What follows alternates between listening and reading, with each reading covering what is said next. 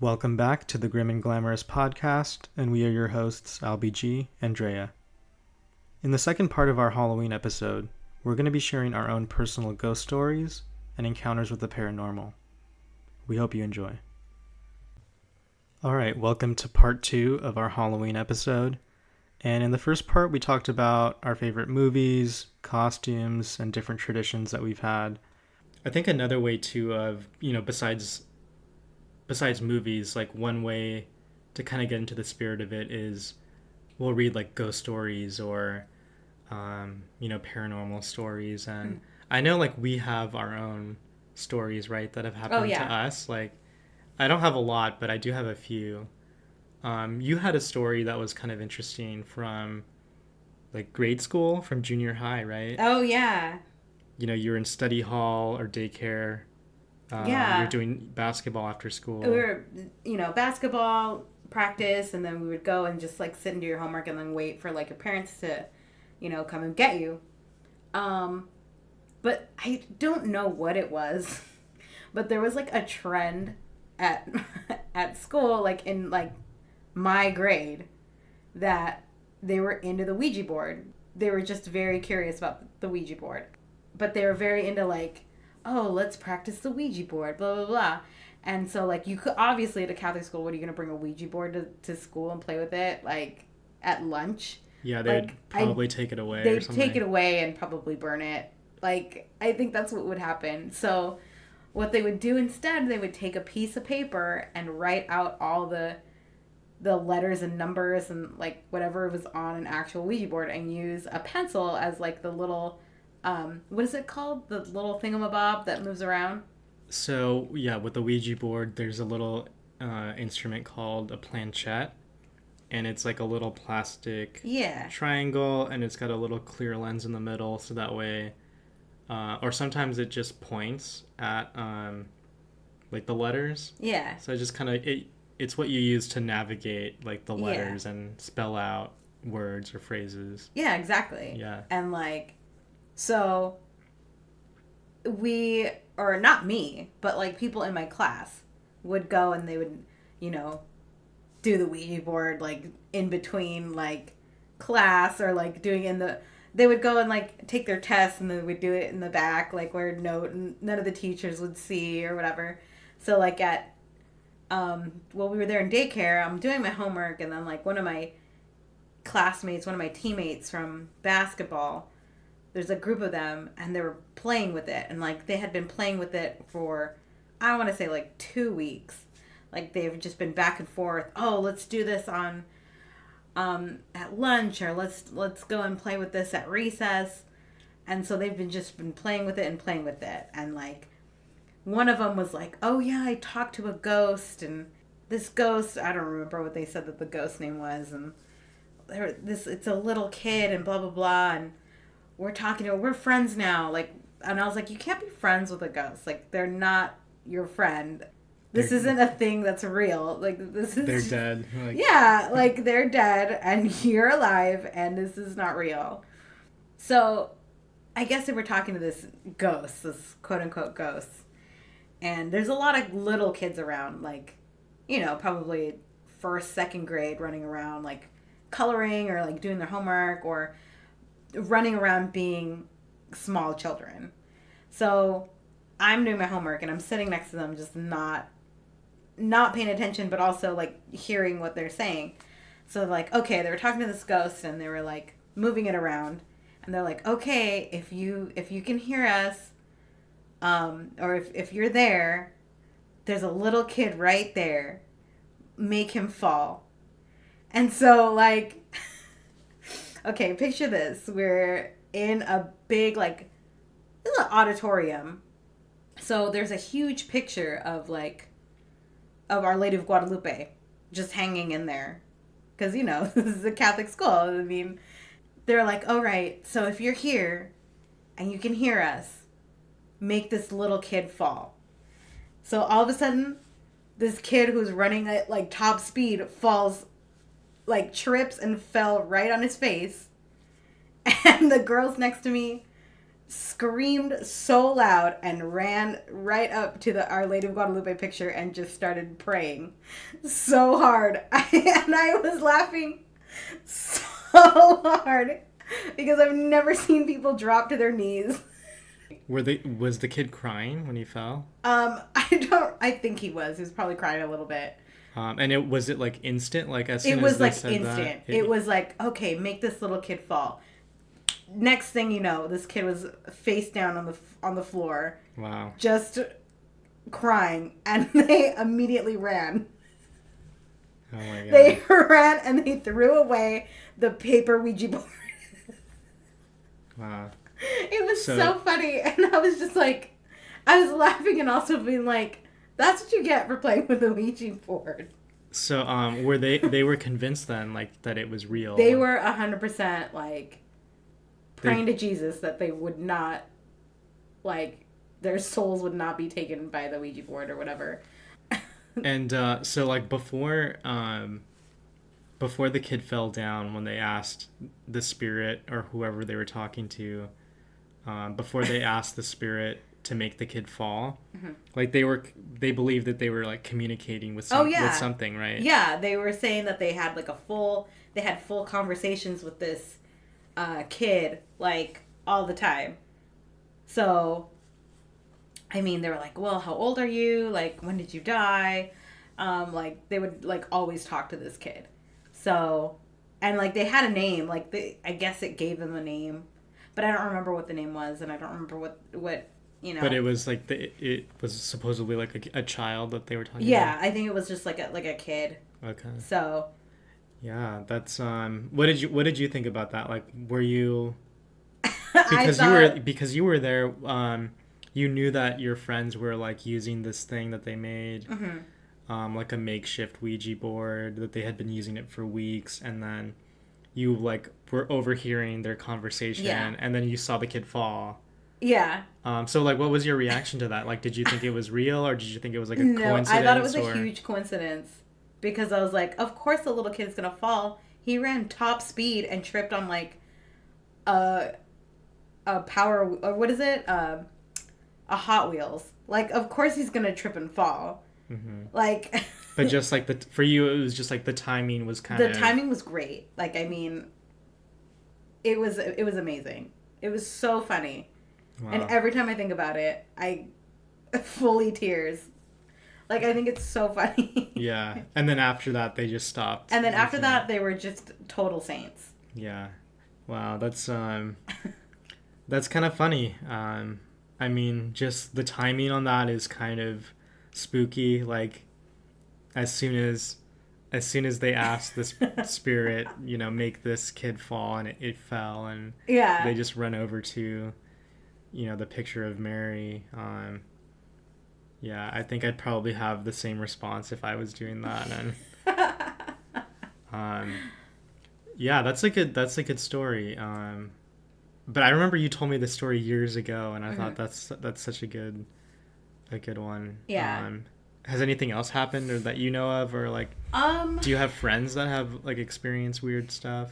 I think I have. Like, I mean, I know a couple of people who have been like, my grandma comes and visits me.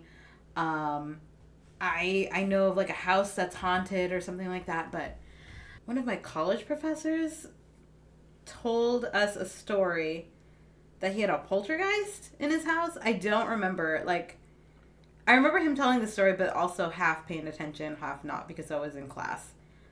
I think he said that one of the symptoms of having a poltergeist in your house is that there's a constant drip of some sort, of like a weird substance. You can test it, and like the test will come back as like not like water, or not like, you know, not something that's like on the scale of normal or not normal. Like, I think he said that he had like a full drip in his house coming from the ceiling somewhere, mm-hmm. and that they couldn't figure out what kind of substance it was. Things would like fall in his house randomly, and like he said that he believed it was a poltergeist. Yeah, I think that happened in like the poltergeist like movie the actual was poltergeist movie, right? you know, like, and a poltergeist, if you don't know what that is supposedly not just a ghost, but it's a spirit that will move things around, and like stuff will move on its own inside your house. They'll go flying, like doors will open by themselves, shelves will open, stuff gets misplaced. Like it's sort of an active ghost. Yeah. Like whereas, you know, an ordinary ghost would be, you know, like the spirit of a dead person and you just see them, but they don't, maybe they'll interact with you, but they won't touch you and they won't touch anything pretty much. But a poltergeist is sort of it's active, like it'll move things physically. Yeah. And in the poltergeist movie, that is one thing that does happen. Mm-hmm. Is there will be strange noises, sounds, movements, and also like liquids or water or stuff will ooze from like the walls, and it's kind of like a creepy experience. I don't know anybody that's had that experience. It does sound like something that would be really terrifying because, you know, if you don't know what it is, and maybe if you don't even believe in that stuff, to be experiencing that where, you know, things are physically moving, I think that's pretty scary. First of all, it would be kind of grossed out that like something is dripping from your house. Yeah. And then not knowing what it is. Mm-hmm. I'd call the priest. Just call them. Yeah.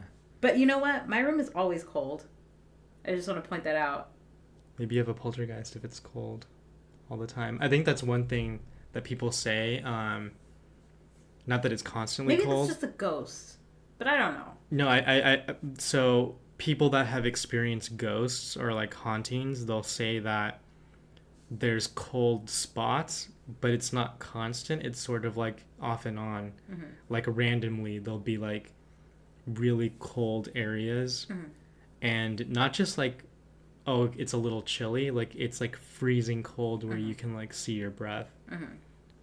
I don't know if you remember the Sixth Sense movie. Yeah. There's that scene where I think what's his name sees a dead spirit or a dead girl. Yeah. Condensation from her breathing because it's so cold. I think you see that in movies a lot when it's like really like, you know, spooky or scary, or there's like a ghost. You see that, how cold it is. But that's what one thing that people describe when there's a haunted house or something. Like there's just like mysterious cold spots. Yeah. Like it's not in a whole room. It's like in one area. It's not all the time. It's just like off and on. And it's also like very like, it'll be like warm or like, you know, 70 degrees. And then all of a sudden it's like freezing. Yeah, that's interesting that your professor had that experience. Yeah. What did he teach? What he actually taught like, but yeah, he taught film. Was music. This at Fullerton? This is at Cal State Fullerton, yeah. Okay. Yeah, that's kind of funny that a music professor would talk about that. I've had a few professors that like will talk about like scary stuff or like paranormal stuff. But like I've studied psychology and like religion. Like that's an area where it's not uncommon to talk about stuff like that. Right. So like that doesn't surprise me. Like it didn't surprise me when I've had professors talk about their experiences or share them. But that's interesting, that music. Yeah, speaking of like college and professors, my ghost story happened in college. So my campus is very old. So I went to a liberal arts school up in the San Francisco Bay Area, and what was kind of creepy or scary about that was the school was run by the Christian Brothers. So it's a Catholic school, and they're an order of religious people, but all they focus on is education. So they're all teachers, and that's all they do is teach.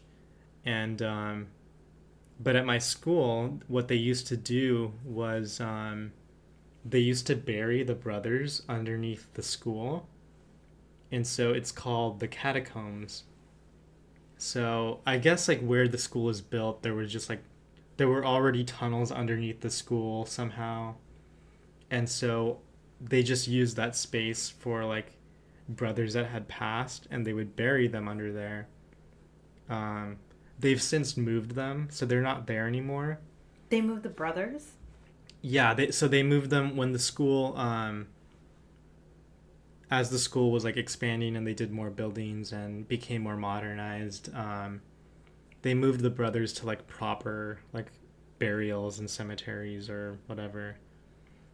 But the spaces underneath there are still there. So every Halloween, the brothers would give a catacombs tour of the school. Yeah. As kind of like, just a fun little scary thing where they would take students through some parts underneath the school. So there's like a gate that opens on a certain part of campus. Like you go down these stairs and there's like a small gate and you unlock it. It's usually locked, like dead bolted. So every year when they do this tour, they'll take groups of like 10 or 15 people and they'll take you on a tour of the catacombs underneath the school. And they're pretty complex. Like they only take you on a certain part. They only take you on a certain short tour. You don't see everything because there's like long hallways and it's pitch black. Like you have to go with flashlights. And so I remember I went on this tour my freshman year with, my roommates and my friends, and they told us the story that the brother said was true, and I guess you can look it up and there's like a history there, but so they told us the story that they had these catacombs, and so they've had them for years, but apparently like kids would sneak down there. Students would sneak down there and kind of like, hang out. Maybe they would drink, or maybe they would, smoke cigarettes and just kind of like have fun down there, but it's like pitch black. So apparently one year this group of students went down there and they kind of got separated, like they were exploring on their own, and one kid got lost. And so people, after a few hours, everybody went outside and this one kid was missing, and everyone's like, hey, where's this guy? Like, so they went back looking for him. They didn't find him, and like hours went by and the kids were finally like, okay, like we need to go get help because it's been like he's obviously lost down there. Yeah. And so they called public safety, like campus safety. They called some of the brothers and they went looking for him. They sent like a search party down there. They couldn't find him. I think it was like days later, like almost a week later, they found him finally. And he went mad. Like he totally was like unresponsive, like went crazy, had to be sent to like a mental ward. Like they found him in a corner, like curled up in a ball, just like completely like incoherent. Like, because it was just like pitch black. He was there for days. He couldn't find his way out and got lost. And so, yeah, he just went crazy from being down there. That's awful. Yeah, I guess like certain parts of it are almost like a labyrinth. Like it's just like a maze. And if it's pitch black and you don't have any way to find your way back. So yeah, that was kind of it's kind of a creepy history there for the school, but not many schools have that, like just tunnels underneath the school. Yeah. So not gonna lie, I went down there a few times with some friends, not deep into the catacombs, of course, but there was one year where we kind of snuck down there and saw it for ourselves, and it is creepy. Like there's certain parts of it where it's just like dirt and cement, and people like tags on graffiti on some of the cement, and there's just like random stuff down there. But yeah, it does get pretty complex. And so when I went down there with some friends, it was almost we had already gone on the tour, so we kind of knew our way around. But yeah, we didn't stay down there long, and we didn't really go deep into them. Yeah, it's kind of a weird quirk that our school has. But so we have the catacombs there at our school, and but we also have supposedly like haunted buildings. Okay. So there's one building, and I think it was actually my freshman dorm. My freshman dorm, Augustine Hall. I don't know if that one was haunted or there's another dorm that supposedly somebody like a student like tried to like kill herself, so she like jumped out a window. I don't know if she died. I think she died, but supposedly she haunts that building and that hallway.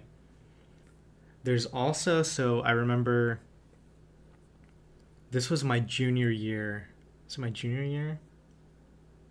No, my sophomore year. So I lived so my campus is sort of like in the hills of the Bay Area, about 10 miles from Berkeley, but it's kind of like suburban area, but there's a ton of hills. And so my sophomore year I lived in a townhouse that was further up. So there's like a one large hill where the campus sort of like you drive in and then there's like this big hill. Mm-hmm. And so my townhouse was further up the hill. So you have to kind of like walk up there. But it's also like more quiet and peaceful, and so kind of like a nice place to live, like, your sophomore year. And I was there with roommates. And so our building advisor, our resident advisor, was one of the brothers.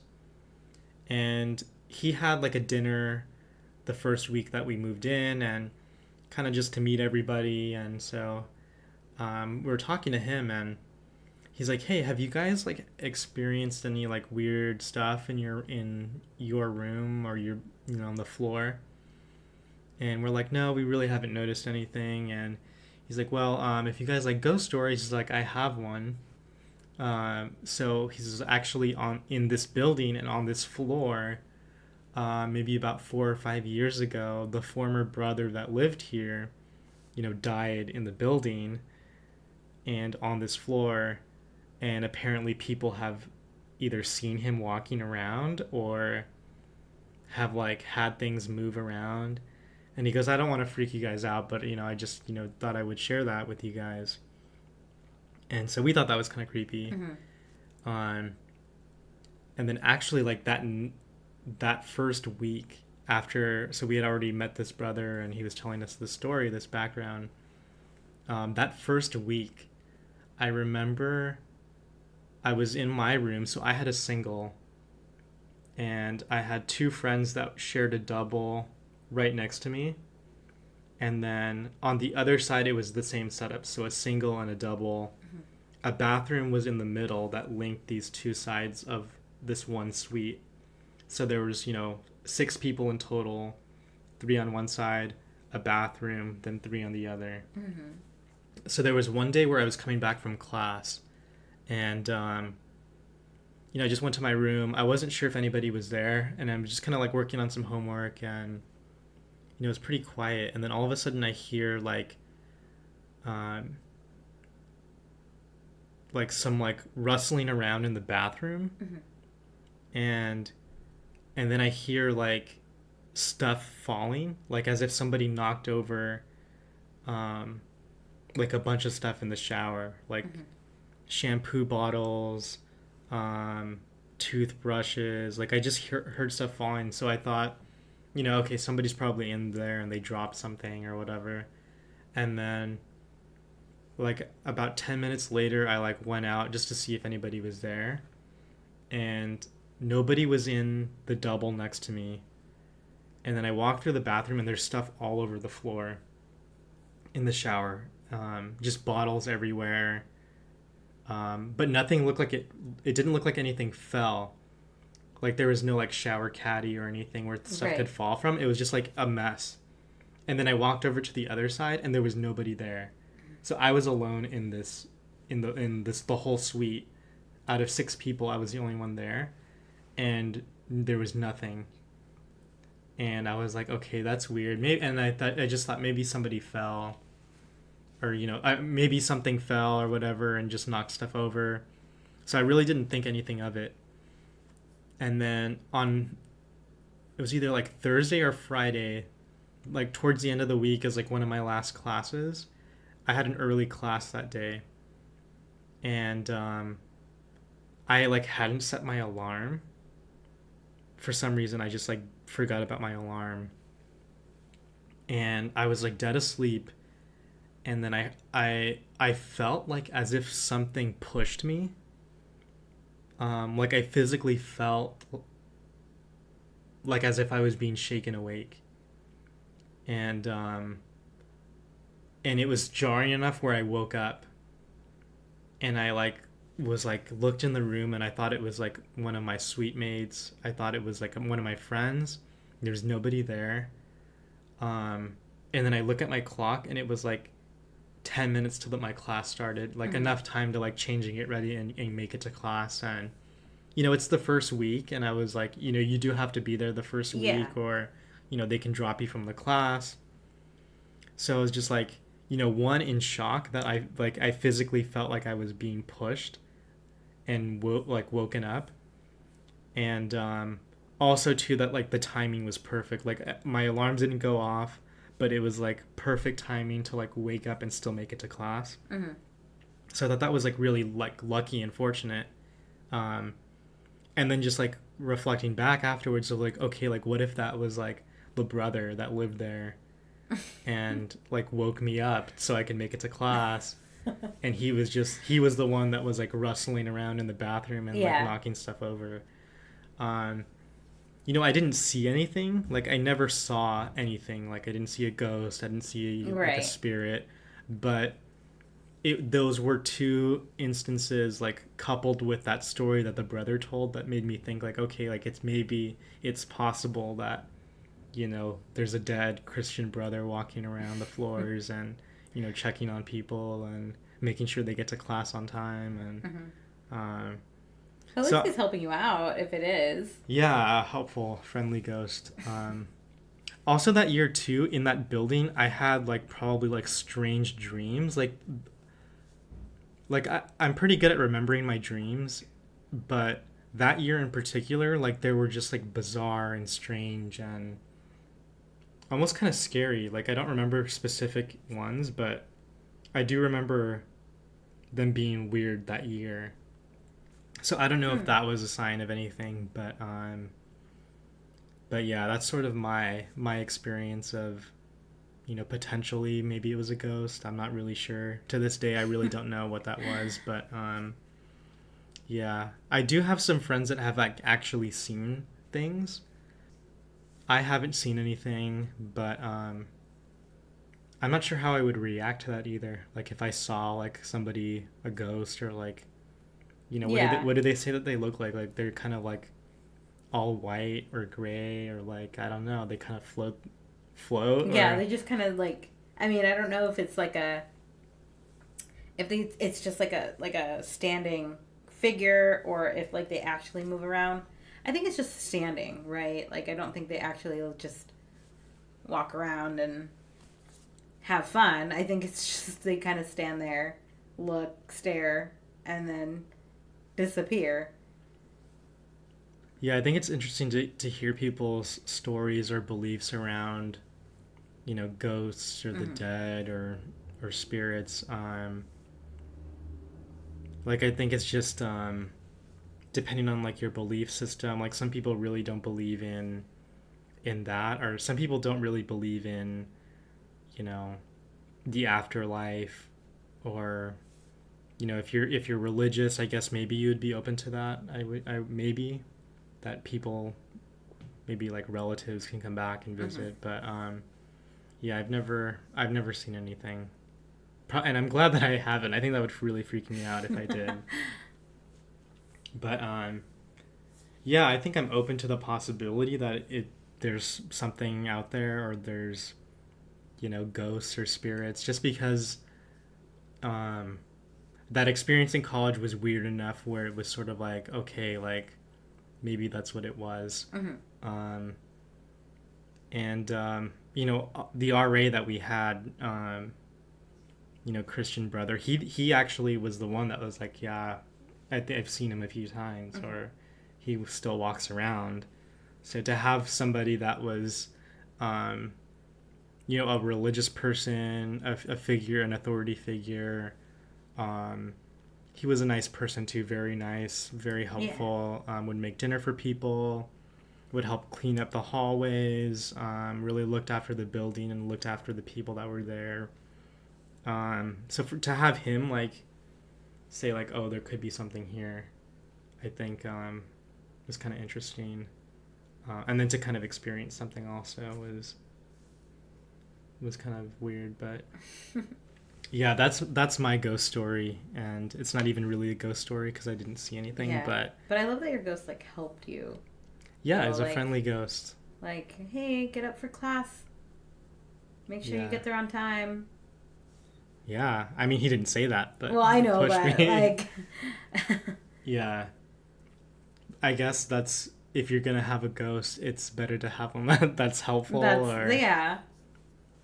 But yeah, that's my ghost story, and that's your ghost story. That was my ghost story. Does that even count as a ghost story? Yeah, it does. Who knew that, like, you can draw something on a piece of paper and it would actually work, you know? Yeah, that's interesting that, like, your friends made this, like, makeshift Ouija board. Yeah. And because if you think about, like, what's on a Ouija board, like, there's the letters, obviously. I've never used one, but, you know, there's like, letters on there. You have the little planchette. Mm-hmm.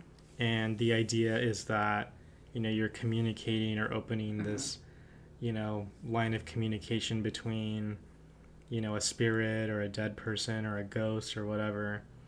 I don't know. It's just, okay. Like, this is my thing. It's like, I thought it was just a huge coincidence. They wrote it down. It was, like, on pencil. Like, I mean, when they messed up on it, they're like, oh, wait, no. And I wrote 1, 2, 4 instead of 1, 2, 3, 4. Like, they would erase it and then rewrite it. So I'm like, okay, but I don't know. I'm kind of skeptical of the fact that, like, any kind of Ouija board works. Because something that's mass-produced and sold at, like, a Target actually works as a way of communicating with the dead. Like... I know a little bit about the history behind the Ouija board. So apparently they were really popular after the Civil War.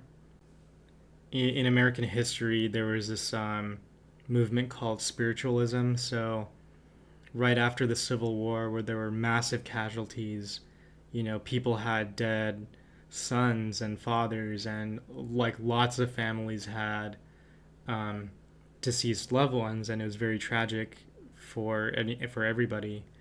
You know, particularly on the East Coast and in the Midwest, and so this like spiritualism movement was popular at that time because people wanted ways to, like, you know, be comforted by, like, okay, there's, you know, our loved ones aren't really passed on, they're just, you know, their spirits are still around. And so this movement came to be where it was sort of like a way for people to communicate with deceased loved ones. Mm-hmm. And that's when, like, the makers of this board came around. And then there's also been, like, sort of spikes in interest in the Ouija board after, like, major wars. So, like, after World War One, mm-hmm. World War Two, mm-hmm. They became sort of popular again during times of you know, like, mass casualties. Mm-hmm. But like, apparently, like, people, like, will collect them. Like, some of the older ones are, like, collector's items. You know, there's different variations. You know, obviously, like, they're toys now. Like, you can just buy one at, you know, Target or, you know, Walmart. They just sell them there, like, as, like, kids' toys. But I don't know. Like, people believe that they can be used that way. You know, apparently, like, another thing, too, that's important, which I don't know if your friends, when they made their own, whether they added this, but, like, so apparently, like, a big part of it is on the board, there's, like, one part that says hello, mm-hmm. and another one that says goodbye. Yeah. And then, like, apparently, like, to open up the communication, you have to, like, circle it 3 times. You have to say hello, and that, like, welcomes whatever spirit is there. Or if you're specific, like, if you specifically want to talk to somebody or something, like, you have to make that clear. But mm-hmm. you can just, like, open it and see whatever comes out. and then when you end the communication, you have to like circle it again 3 times and say goodbye. Like you like apparently like that's a big part of it, is like opening it and then closing it. Mm-hmm. And so I know there's a lot of like stories about like hauntings or negative stories that people have where apparently like they attribute the negative experience to like not closing it properly, or not being specific about who or what they're talking to. So yeah, again, I've never used it. I'm not really sure if I when I hear stories, it depends on who's telling it, but if it's somebody I know or somebody that's credible, I'll be like, okay, like I'll listen to it and maybe see like where they're coming from. And I'm not really sure if it actually works. I've never used one. I really have no desire to use one. But it is interesting. Like, I think, I think just that history of, like, the reason it became popular was it was a way for people to communicate with deceased loved ones. I think when you see kids using it, it's sort of just like, oh, like, they're just messing around, and they're kind of like, maybe, like, that's not their intent. Is like, oh, let me to communicate with someone specifically. It's sort of like, oh, like whatever's there, or if there's something out there. I think it would be interesting to talk to our listeners if anybody has any stories about ghosts in general, or scary paranormal things that happen to them in general. Like, they can always reach out to us, and email us and tell us your ghost stories. We want to hear them, and maybe if they're good enough, we'll read them. We can share some. But yeah, if you have any experiences or stories, share those with us. Send us an email, or, leave a comment. You can always go to our website, grimandglamourouspodcast.com, and maybe we can share a few. But yeah, I think that'll conclude our episode for today. So thank you so much for listening. Hope you had a good Halloween. And we'll look forward to the next episode. And thanks again for listening. This is the Grim and Glamorous Podcast, and we hope you enjoyed. All right. Bye, guys.